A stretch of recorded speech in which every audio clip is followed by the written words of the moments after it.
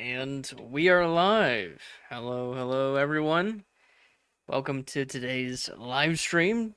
We are going to be covering the first chapter of the Cold War era. This is chapter 21 of the entire compendium, called Containment, and it covers the years 1945 to 1961, which includes the Truman administration and the Eisenhower administration. And so this chapter, and this what you're seeing is our website.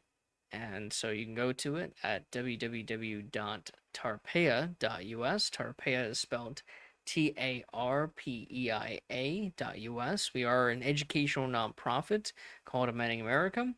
And so if you want to consider donating to a charity, you can. We make educational content like this, which is what I'm showing you is our compendium, which is an online library of thousands of primary source documents in the format of an interactive timeline, which is what you see here. And so this chapter, chapter 21, will include two sections. The first section is called The Buck Stops Here, and it covers the Truman administration from 1945 to 1953. And then the second section is called New Look, which was the domestic platform for Eisenhower.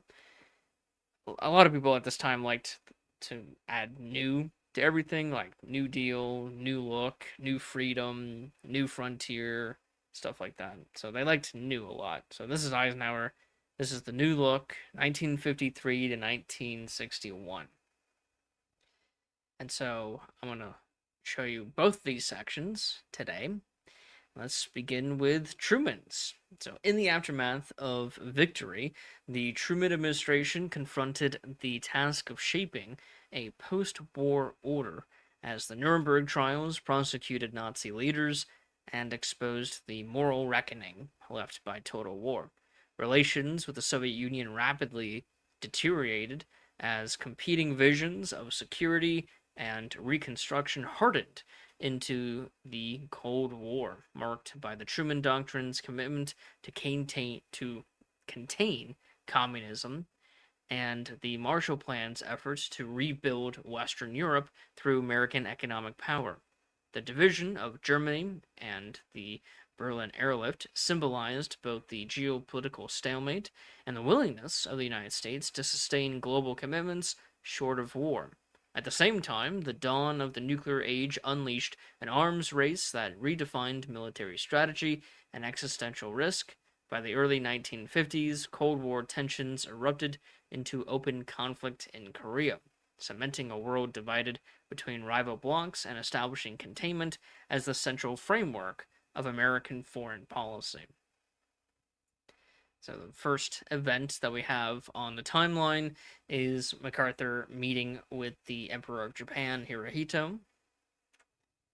And then you have the Nuremberg trials from November 1945 to October 1946. So they last almost an entire year. And the Nuremberg trials prosecuted leading Nazi officials for war crimes, crimes against humanity, and crimes against peace following World War II. Held by an international military tribunal, the trials established precedent in international law by affirming that individuals, not just states, could be held accountable for such crimes. Now, there's a lot to say about international law, whether or not it's actually justified or legitimate as an institution. Well, like all political institutions, it's legitimate when it's actually enforced. So there's that. We look at global, international courts today, and a lot of them are illegitimate in the sense that they're not enforced at all. Whenever the court makes a decision and then nothing happens after that, or maybe the courts just ignore conflicts and crimes committed, the same exact crimes committed, but in different scenarios, then that delegitimizes the institution. So that's a whole other discussion that we can get into. I have Truman's 1946 State of the Union address that people can read. And he talks about the aftermath of the war and the what would lead into the start of the Cold War. You have the long telegram. The U.S. diplomat George Kennan sent the long telegram from Moscow analyzing Soviet motives and warning that the USSR was inherently expansionist and opposed to the West. His message became the foundation of America's containment policy, shaping Cold War strategy for decades. We have the famous speech by Winston Churchill called Sinews of Peace. That's what he called the speech. Most people remember it as the Iron Curtain speech, where he coins the phrase the Iron Curtain. So, Winston Churchill's Sinews of Peace speech, delivered at Westminster College in Fulton, Missouri, famously coined the term Iron Curtain to describe the division of Europe imposed by Soviet-controlled regimes in Eastern Europe. Speaking to an audience that included President Truman, American political leaders, and students, Churchill warned that the Soviet Union's expansionist policies threatened democracy and called for strong Anglo-American unity to counter totalitarianism. The speech sharply shaped American public and political perception of the USSR, fueling early Cold War anxieties and helping to justify U.S. policies of containment and support for Western European recovery. And so, what we're doing with a lot of these archival audio and video is uploading them to our website and our YouTube channel, and so you can actually listen to Churchill's speech and a bunch of other speeches that we've included. We have the Social Unity Party forms. The Socialist Unity Party of Germany, the SED, was formed in the Soviet-occupied zone when the Communist Party of Germany, the KPD, and the Social Democratic Party of Germany, SPD, were forcibly merged under Soviet pressure. The SED became the ruling party of East Germany, consolidating communist control and aligning the state with Soviet interests. We have Vinson swears in as Chief Justice, so this begins the Vinson Court of the Supreme Court of the United States. Let's see, you have the Philippine Independence Act. You have the Nuremberg executions, which happened on October 16th. There is a picture of Goring dead, so I probably shouldn't show it on YouTube. I'm going to skip that. But the Nuremberg executions happened on October 16th, 1946, and a number of Nazi leaders were executed that day. Goring, he's not executed. He actually commits suicide with a cyanide pill. You have the Bizone formed. This is the Anglo-American zones. This was shortly called Bizonia, which is a kind of stupid name. And so you have the British territory in the north, the American territory in the south, and it combines, while this territory, the French territory, will eventually combine with Bizonium to make West Germany. So West Germany is not a thing yet, but it's currently being formed.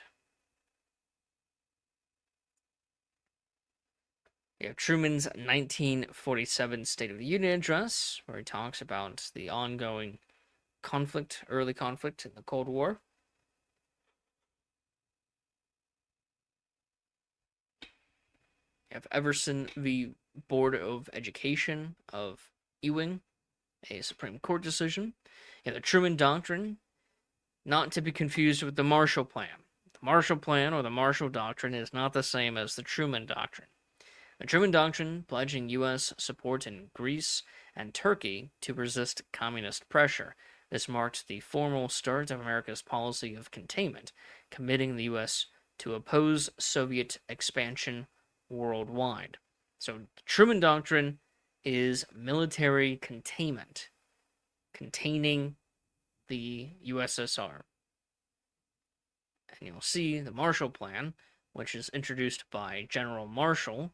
That's this guy right here in the middle. And this guy right here to the left is Oppenheimer.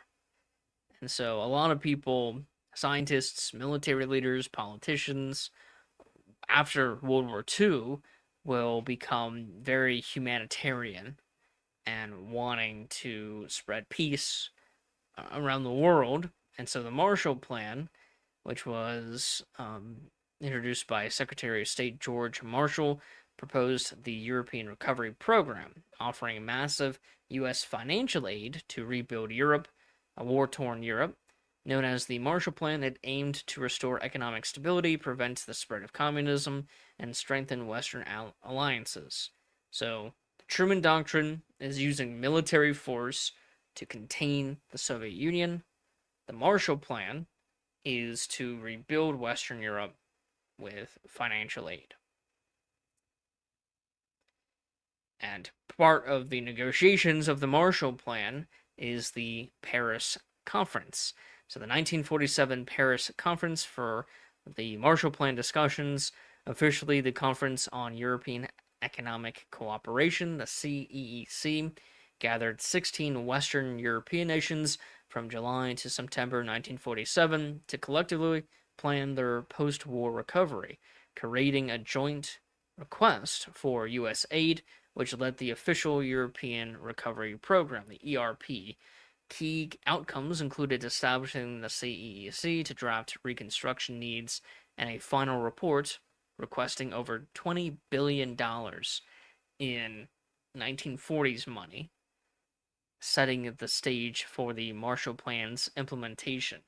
So the Marshall Plan is the economic recovery, which is going to be organized by the European Recovery Program, while the Paris Conference is the European nations making a report to the United States on what they need for reconstruction, post-war reconstruction.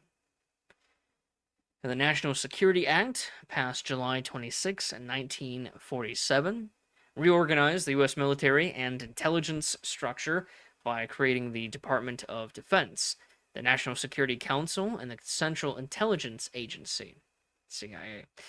It marked a permanent shift toward a centralized national security state in response to Cold War threats. So things are becoming very interesting when it comes to spying and stuff like that. The CIA. Yeah, the Cominform founded. The Soviet Union established the Cominform, Communist Information Bureau. Again, very spy versus spy thing. You have the CIA being created, and now you have the Communist Information Bureau being created to coordinate and tighten control over communist parties across Europe. It served as a response to the Truman Doctrine, ensuring ideological conformity and loyalty to Moscow during the early Cold War.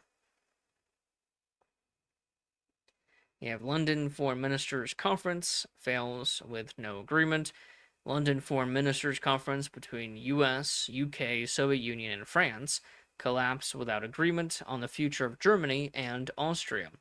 The failure deepened East-West tensions, paving the way for Germany's division into separate states. After Truman's 1948 State of the Union address, the communist coup in Czechoslovakia. The Communist Party of Czechoslovakia seized complete control of the government in a coup d'etat, ousting non-communist leaders. The takeover solidified Soviet influence in Eastern Europe and marked Czechoslovakia's transition into a one-party communist state, heightening Cold War tensions, at least in Western Europe. You have the Brussels Pact, which united Belgium, France, Luxembourg, the Netherlands, and the United Kingdom in a mutual defense agreement against potential aggression, particularly from the Soviet Union. The pact laid the foundation for European collective security and later contributed to the creation of NATO, the North Atlantic Treaty Organization. You have the implementation of the Marshall Plan, with the Marshall Plan Act, or the Economic Cooperation Act of 1948, provided over $12 billion in U.S. aid to rebuild Western European economies devastated by World War II. The program promoted economic stability, strengthened political alliances, and helped prevent the spread of communism. The Organization of American States chartered, so it's like NATO but for the Americas, establishing a regional body to promote peace, democracy, and cooperation among the nations of the Western Hemisphere. The OAS aimed to resolve disputes peacefully, foster economic and social development, and strengthen collective security in the Americas. You have the Six Power Conference in June of 1948. This is held in London, and it brought together the United States,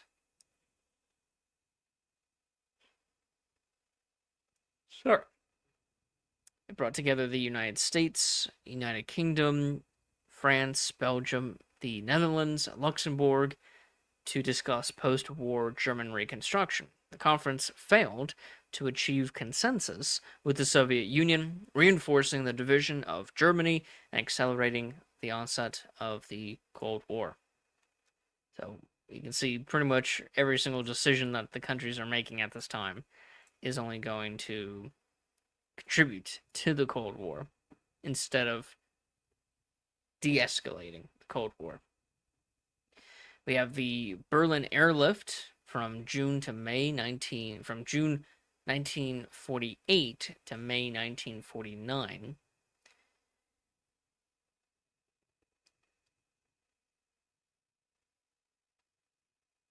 So the Soviet Union blockaded West Berlin in an attempt to force the Allies out of the city. In response, the United States and its allies launched the Berlin airlift, supplying food, fuel, and essentials by air for nearly a year, successfully sustaining the city and defying the blockade.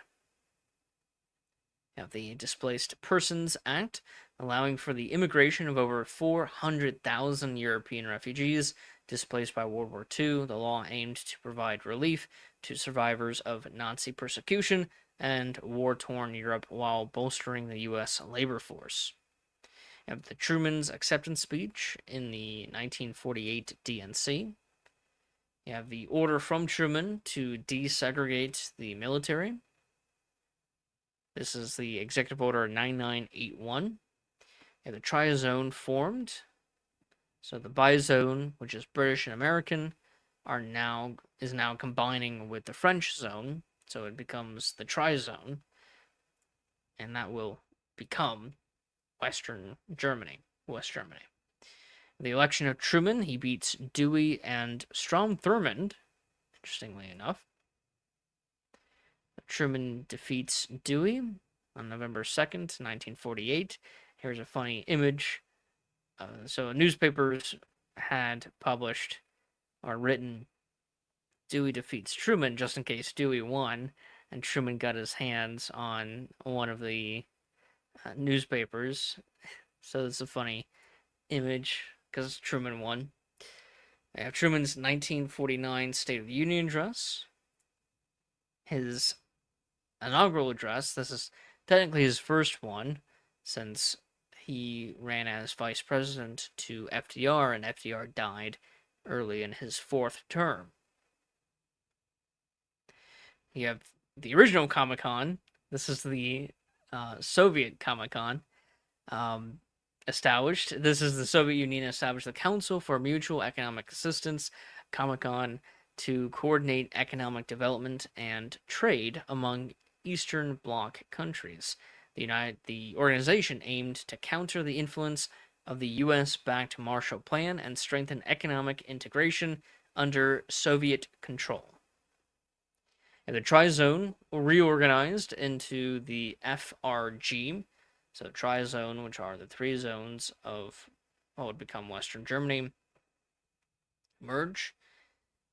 U.S., British, and French occupation zones, and was reorganized into the Federal Republic of Germany, the FRG, establishing a democratic West German state.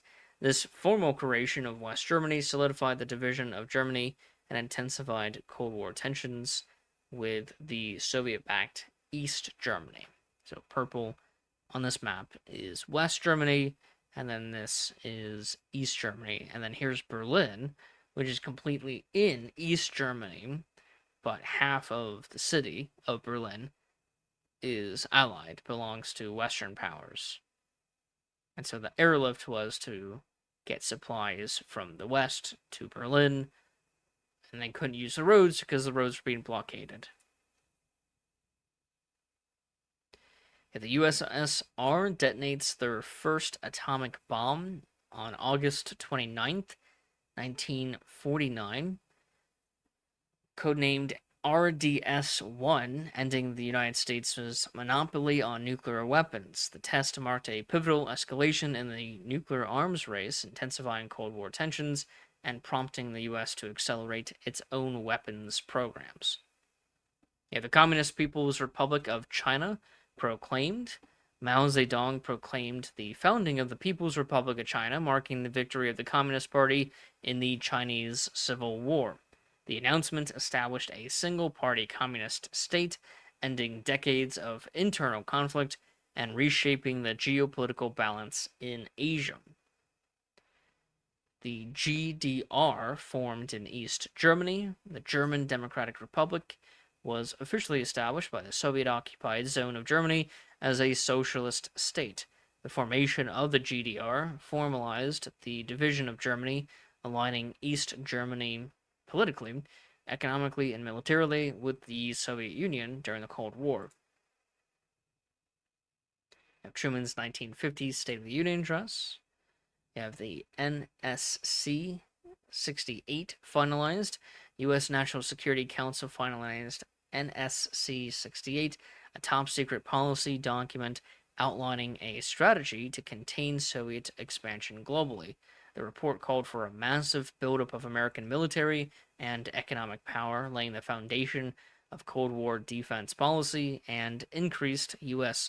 involvement in foreign conflicts.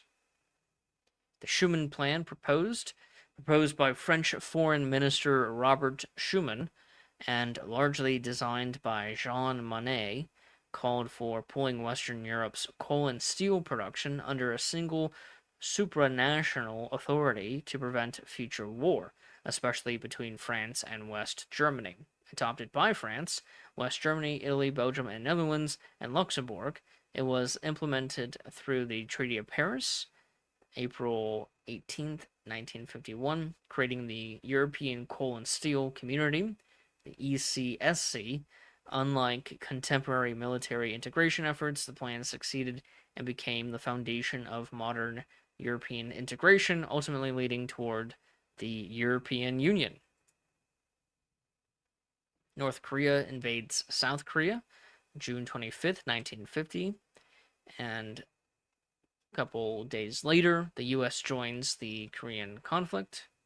The Defense Production Act passed during the Korean War. This law provided the president broad authority to direct domestic industrial production, allocate materials and facilities, requisition resources, stabilize prices and wages, support expansion of production capacity, and manage labor and credit to meet defense needs. Although on its face, an industrial mobilization statute, DPA, has become one of the most important peacetime/wartime transition tools, giving the president enduring power to mobilize the domestic economy into national security for emergency contexts.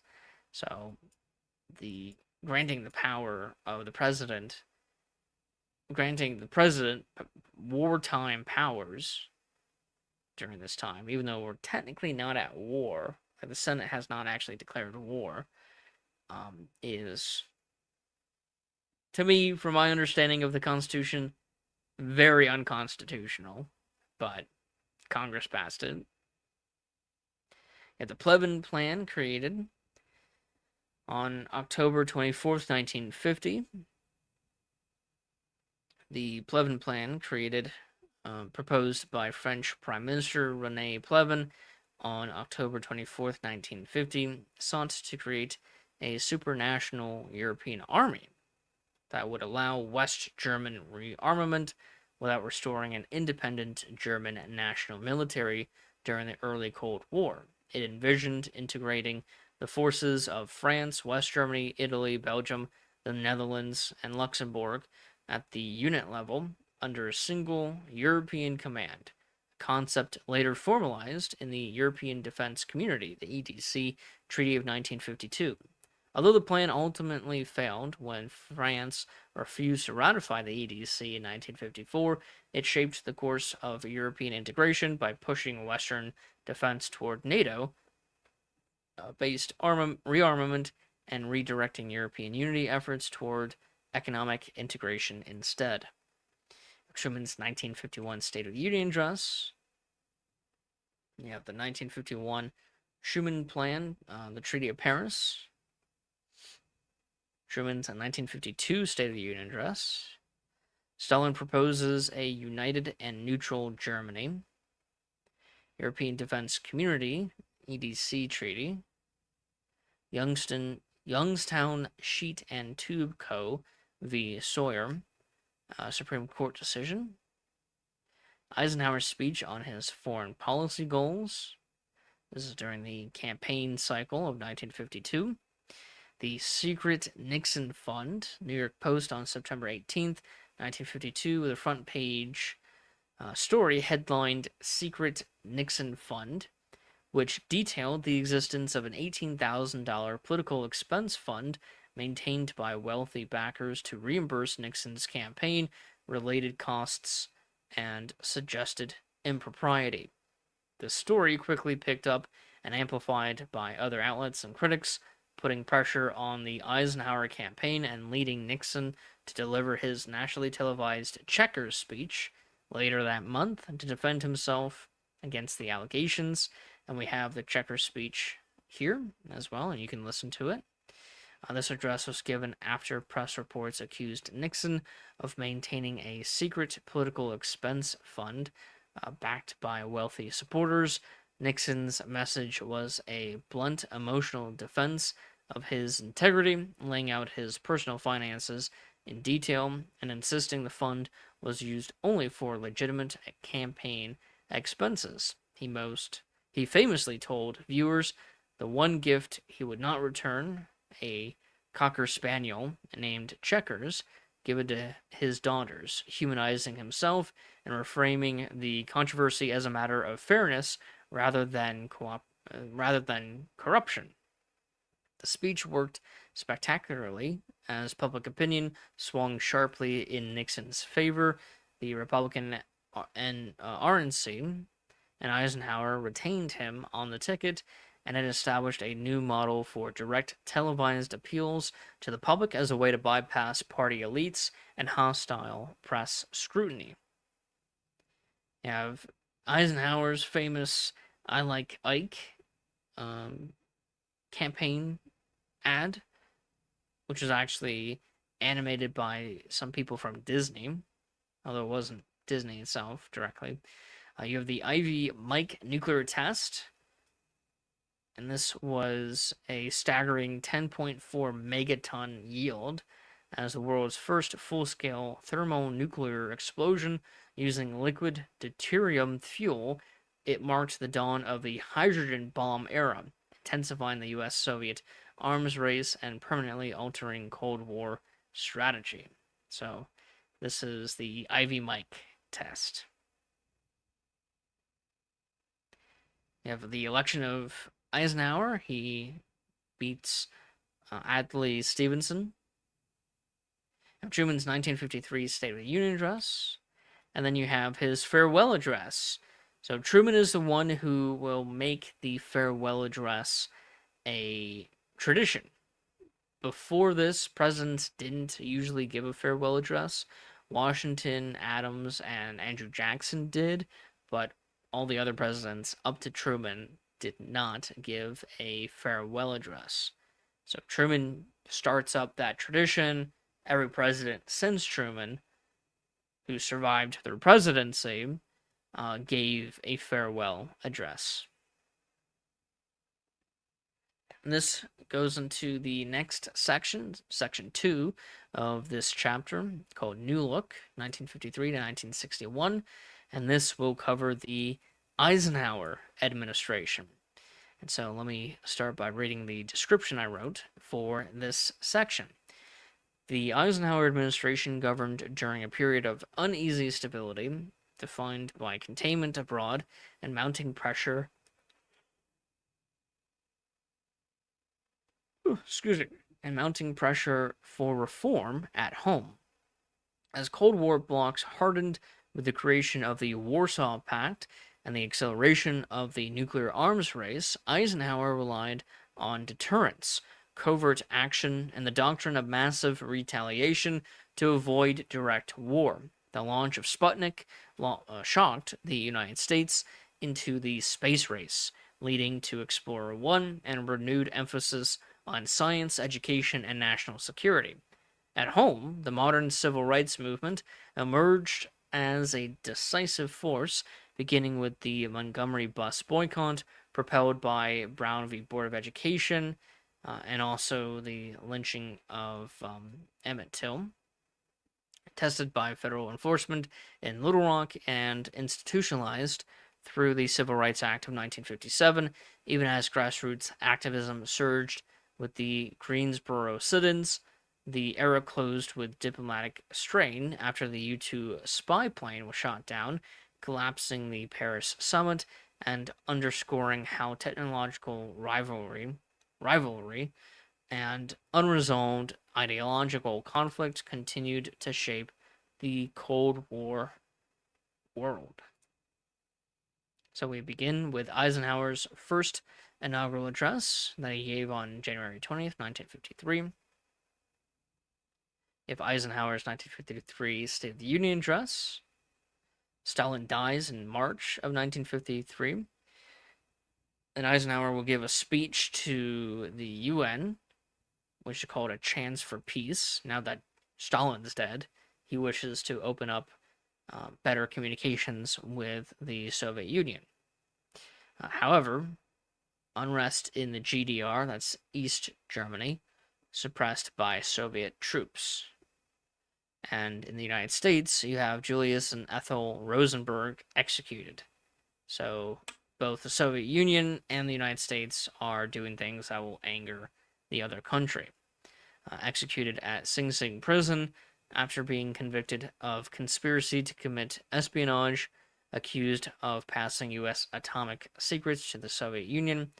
During the early Cold War, their execution became one of the most controversial episodes of the era, symbolizing the intensity of the Cold War fear, anti-communism, and debates over due process, especially regarding Ethel Rosenberg's role. You have the end of the Korean conflict, at least when the United States left Korea. France rejects the EDC. Warren swears in as Chief Justice, so this begins the Warren Court, 1953, at the start of Eisenhower's administration. You have Eisenhower's Atoms for Peace speech given at the UN. Eisenhower's 1954 State of the Union address. You have the famous Castle Bravo nuclear test, a dry fuel thermonuclear bomb at Bikini Atoll in the Marshall Islands, producing an unexpected 15 megaton yield, more than double predictions. More than double the predictions. That's a typo. Its use of lithium-7 in the fuel mix made it the first practical hydrogen bomb. But the massive fallout that sickened Marshallese islanders and Japanese fishermen sparked global outrage, accelerating Cold War nuclear anxieties and fueling calls for test bans. I think it's this nuclear test that will inspire Godzilla in Japan. I'll have to double check that. So this Castle Bravo test is one of the largest nuclear detonations in history, especially by the United States. There will be another one, the Tsar Bomba, but that'll be later um, in the next chapter. The FCC, the ABC Supreme Court decision. There's a video by Mr. Beat, so check out his channel and his video. Subscribe if you like it. You have Bowling v. Sharp and Brown v. Board, two Supreme Court decisions that are decided on the same day, May 17th, 1954. For this decision, the Supreme Court ruled that separating children in public schools on the basis of race was unconstitutional. It signaled the end of legalized racial segregation in the schools of the United States, overruling the separate but equal principle set forth in the 1896 Plessy v. Ferguson case. Now, the Senate censors McCarthy. So this is the downfall of McCarthyism in 1954. Eisenhower's 1955 State of the Union Address. Williamson v. Lee Optical Supreme Court decision. FRG becomes a sovereign state and joins NATO. The Warsaw Pact in the Eastern Bloc. State Treaty of Austria. The lynching of Emmett Till in August of 1955. Emmett Till was an African-American boy who, at 14 years old, was abducted and lynched in Mississippi in 1955 after being accused of offending a white woman, Carolyn Bryant, in her family's grocery store. The brutality of his murder and the acquittal of his killers drew attention to the long history of violent persecution of African Americans in the United States. Just like the boring, or the Goring, just as the Goring image of his death, I also have the open casket of Emmett Till. I'm not going to show it on YouTube because I'm not sure how much YouTube would appreciate that. But we have that image on the timeline. You have the Holstein Doctrine, articulated by Walter Holstein, stating that West Germany, the Federal Republic of Germany, would sever diplomatic relations with any state except the USSR that formally recognized East Germany, asserting Bonn's claim that the sole legitimate German government. Bonn's claim to be the sole legitimate German government. The doctrine became a central tool of West German Cold War diplomacy, shaping its foreign relations until it was abandoned under the Willy Brandt's Ostpolitik in 1969. You have the Rosa Parks bus boycott, working with the Montgomery NAACP, deliberately refused to give up her seat in Montgomery, Alabama, as a planned illegal challenge to segregation laws designed to provoke public attention, and a test case that would reach the Supreme Court. Her arrest triggered the Montgomery bus boycott, organized by the NAACP and local black leaders, including Martin Luther King Jr., while attorneys appealed in the case Browder v. Gale, which challenged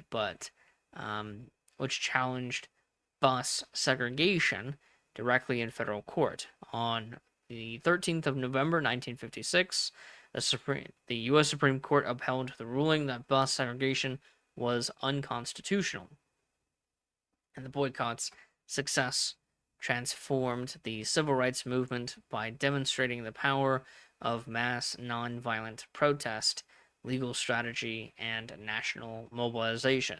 So it's interesting to note that Rosa Parks and the Montgomery bus boycott happened only a couple months after the lynching of Emmett Till, and it happens in the same state of Alabama.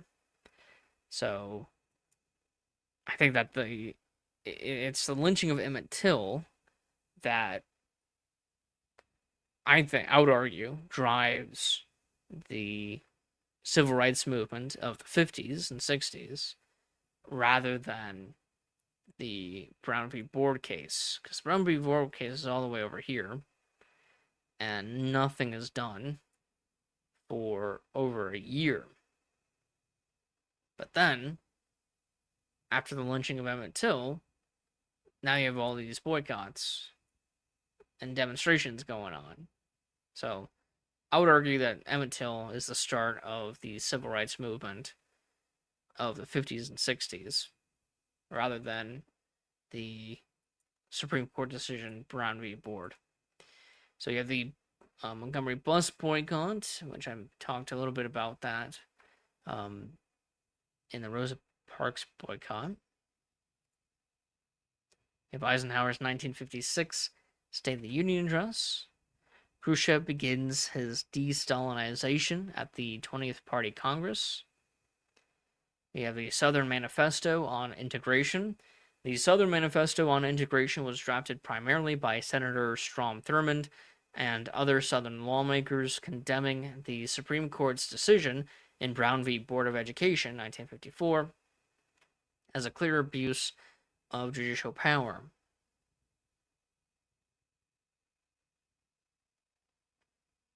Signed by 101 congressmen, it defended segregation under the guise of states' rights and became a cornerstone of the South's organized resistance to desegregation. You have the Nat King Cole assault. 4 members of the White Citizens Council, led by Edward R. Lambton, rushed the stage in an attempt to abduct Cole as a protest against racial integration. Cole was knocked from his piano bench and suffered a back injury. Police quickly subdued the attackers, who were arrested and later convicted. Although Cole finished the song he had been performing, he canceled the remainder of the concert and announced he would never perform in the segregated South again. The assault became one of the most infamous racially motivated attacks on a prominent entertainer during the early civil rights movement. The Hungarian uprising, where students and workers demanded political reform and an end to Soviet domination, briefly forcing Imre Nagy to form a reform government and announce Hungary's withdrawal from the Warsaw Pact. On November 4th, 1956, the Soviet Red Army invaded, crushed the revolt with overwhelming force, killed thousands, arrested Nagy, who would later be executed, and reaffirmed Soviet control, revealing the limits of reform within the Cold War Eastern Bloc. You have a pretty interesting debate between Eleanor and Margaret. This is a presidential debate. Of course, it's not the presidential candidates, but it's 2 women. One is the wife of a former U.S. president, and the other is a senator, Congress. One is Democrat, one is a Republican. And so this is the first debate, presidential debate, and it's interesting because it's between 2 women. So this is before the first actual presidential debate between Kennedy and Nixon in 1960. So it's pretty interesting. In the election of Eisenhower wins against Adlai Stevenson. Browder v. Gale ruled that racial segregation on public buses violated the Equal Protection Clause of the 14th Amendment. The court issued a summary affirmance without full opinion, effectively striking down Montgomery's bus segregation laws. Its mandate took effect on December 20th, 1956, ending the Montgomery bus boycott. Eisenhower's 1957 State of the Union address, his second inaugural address, and then the Treaty of Rome.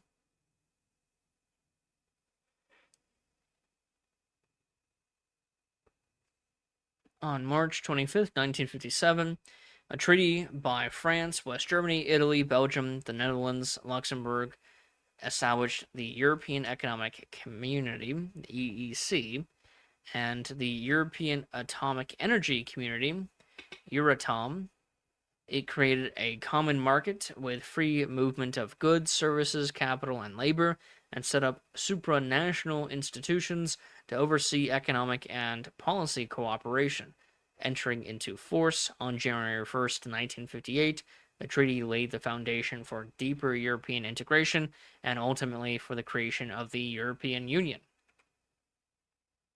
You have Strom Thurmond's infamous filibuster. This was the longest um, filibuster in American history until just like a year ago, where you have another senator, a Democrat this time, who spoke for over 24 hours.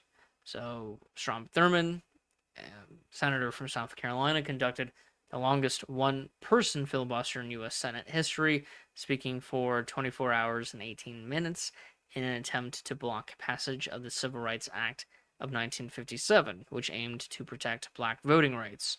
Though he failed to prevent its passage, his obstruction highlighted Southern resistance to civil rights reforms and underscored the deep divisions in Congress over racial equality at the dawn of the civil rights movement.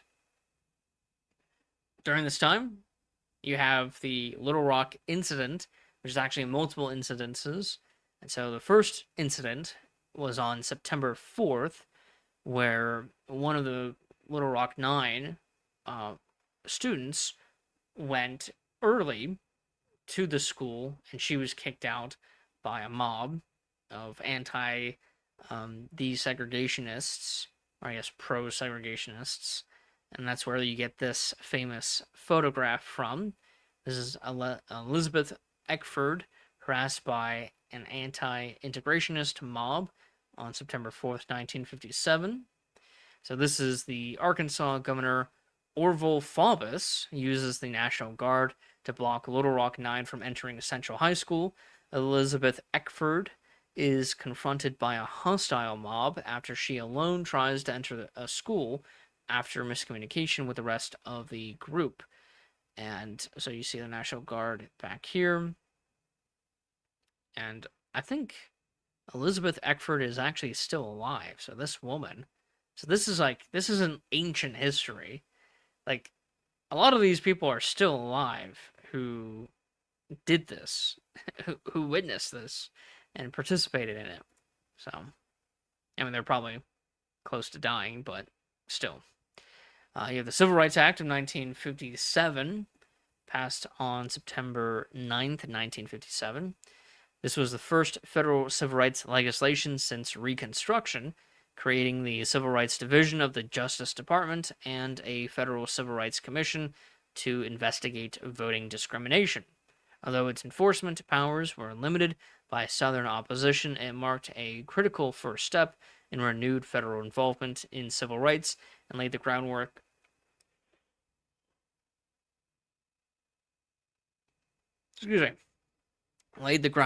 for stronger legislation in the 1960s. You have the official Little Rock 9 incident. The Little Rock 9 attempt to once again enter Little Rock Central High School as a group this time. The Arkansas National Guard blocked their entrance as a large mob gathered to harass the students. So that is where this photograph is depicting. You have Eisenhower's address about the executive order that he signs about the Little Rock 9 incident, where he sends the 101st Airborne Division to escort the students to school. And it's during this time where you have Sputnik.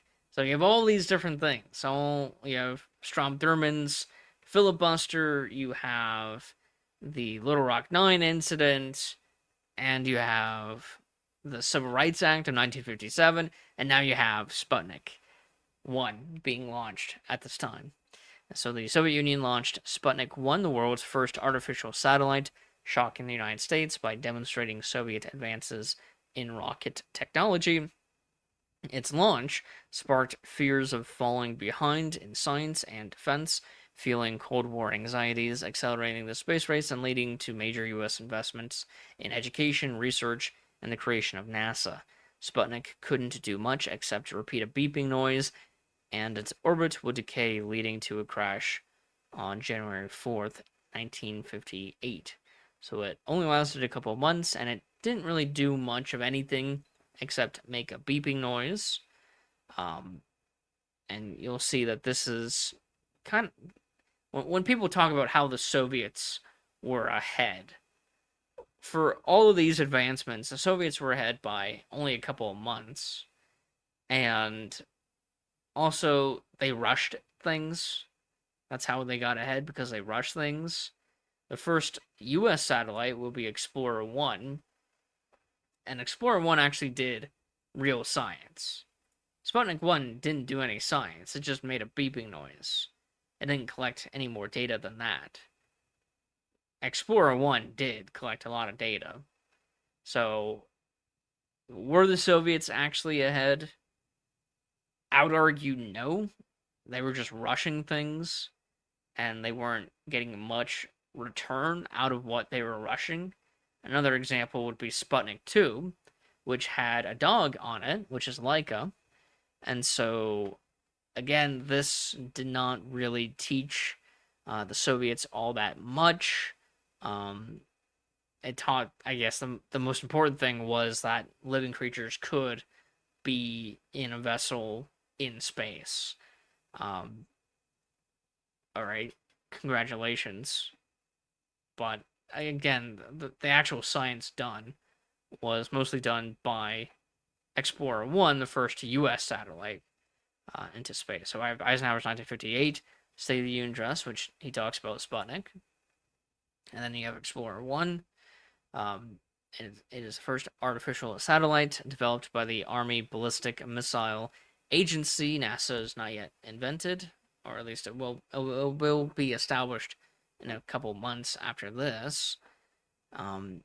Under Werner von Braun, and carrying instruments that discovered the Van Allen radiation belts. The achievement restored American confidence after the shock of Sputnik, marking the nation's entry into the space race and demonstrating that the U.S. could compete technologically with the Soviet Union. So NASA will be established in order to manage the space program of the U.S. in the space race. You have a very important Supreme Court decision, Cooper v. Aaron, where the Supreme Court unanimously ruled that the state officials could not refuse to comply with the court's desegregation orders established in Brown v. Board of Education. The court held that the Constitution and the Supreme Court's interpretations of it are binding on all states under the Supremacy Clause. The decision reaffirmed federal authority and strengthened the enforcement of school desegregation during the civil rights movement. At the start of the Second Berlin Crisis, the Khrushchev calls for peace. Soviet Premier Nikita Khrushchev called for peaceful negotiations, arguing regarding Berlin, marking the beginning of the Second Berlin Crisis. The first one was the Berlin airlift, which arose from escalating tensions over the status of West Berlin and the flow of refugees from East to West Germany. The crisis intensified Cold War confrontations by highlighting the division of Germany, prompting the United States and its allies to reaffirm their commitment to West Berlin and setting the stage for future diplomatic and military standoffs.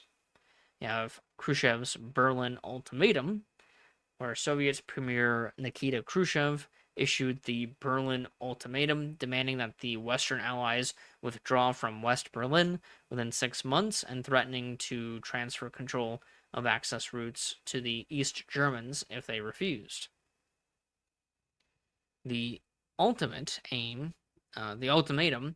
aimed at pressuring the US, Britain, and France to reorganize East Germany and abandon their foothold in Berlin, was firmly rejected by America under Eisenhower, setting the stage for heightened Cold War tensions and later negotiations at Geneva and Vienna. You have the Alaska Constitution, which Alaska and Hawaii are being admitted into the Union in 1959. Eisenhower's 1959 State of the Union address, the admission of Hawaii, Khrushchev's tour in America, where he actually threw a tantrum because he wasn't able to go to Disney, which is funny. Eisenhower's 1960 State of the Union address. You have the Greensboro sit-ins. Four young African American men, freshmen at the Agricultural and Technical College of North Carolina, entered the Greensboro Woolworths and sat down on stools that had, until that moment, been occupied exclusively by white customers. The four, Franklin McCain, Ezell Blair Jr., Joseph McNeil, and David Richmond, asked to be served and were refused, but they did not get up and leave. Instead, they sat in the rest of the day peacefully and took up space that would have gone to paying customers. The next day, more than 20 black students joined. White customers harassed the black students, and the lunch counter staff continued to refuse them service. News reporters and TV cameramen covered the protests, sharing the protest with the rest of the nation. On the third day, more than 60 people came to the lunch counter. On the fourth day, more than 300 people took part in the protests, which now included nearby lunch counters. As the sit-ins took place in Greensboro, students from other North Carolina sites, including Winston-Salem, Durham, Raleigh, and Charlotte, staged similar protests. The sit-in movement spread to Nashville, Tennessee, Atlanta, Georgia, Richmond, Virginia. By early March, most lunch counters around Greensboro would be desegregated over the next few weeks. So these four men right here are the ones who did the Greensboro sit-ins. Kind of cool. You have the SNCC, the SNCC, founded, inspired by the Greensboro sit-ins. The Student Nonviolent Coordinating Committee, SNCC, was founded and helped organize major and successful protests throughout the early to mid-1960s, including the Freedom Rides of 1961 and the 1963 March on Washington. JFK goes on Face the Nation.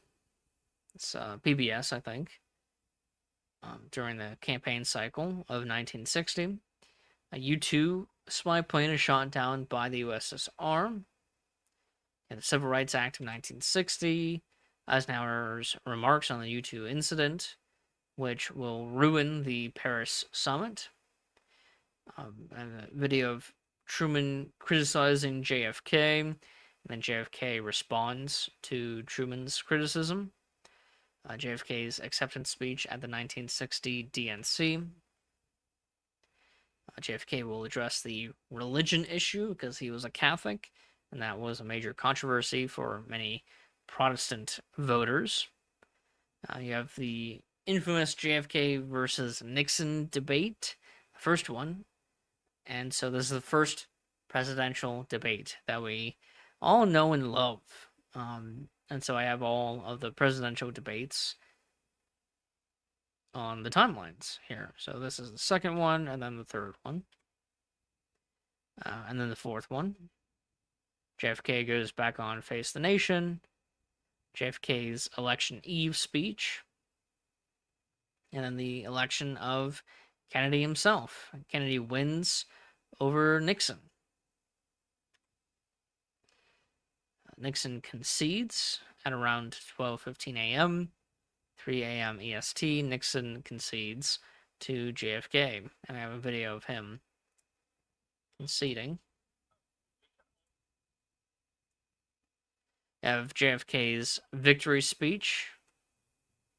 And then later, while he is still the president-elect, he gives a speech in the Massachusetts legislature called the City on a Hill speech, which references the Winthrop Voyage of 1630. Eisenhower's 1961 State of the Union address. He did not give this address in person. He gave it as a letter. Instead, he would give a farewell address. So you can listen and watch Eisenhower's farewell address as well on the timeline. And this will conclude right at the hour. This will conclude this live stream today, covering chapter 21. Tomorrow we'll cover chapter 22, which is called Détente. I'm going to go to it. So, Détente, which will include the years 1961 to 1977. And this includes the presidential administrations of JFK, of LBJ, Nixon, and Ford. So those 4 presidents in this 16-year period is what's going to be included in tomorrow's live stream. So I hope you learned something new about our old history. And just so you know, what I'm showing you is a website. It is our charity's website, www.tarpeia.us. Tarpeia is spelled TARPEIA.us. And this is chapter 21 of the Compendium. So if you go to the Compendium in the menu, go to Cold War era, Containment, 1945 to 1961 is what I just talked about today. So I hope you guys tune in to tomorrow's live stream. Feel free to ask questions in the comments, and I'll take a break to answer them. And just so you know, we are an educational nonprofit, a 501c3. All donations are tax deductible. If you want to contribute to our charity, we provide educational resources like the Compendium, and we are constantly updating it, adding more information, adding more primary source documents and events, fixing typos and whatnot. And so your contributions go a long way to maintaining our programs like the Compendium. So thank you for watching this live stream. Again, I hope you join me tomorrow, and I hope you have a good rest of your day. All right, bye-bye.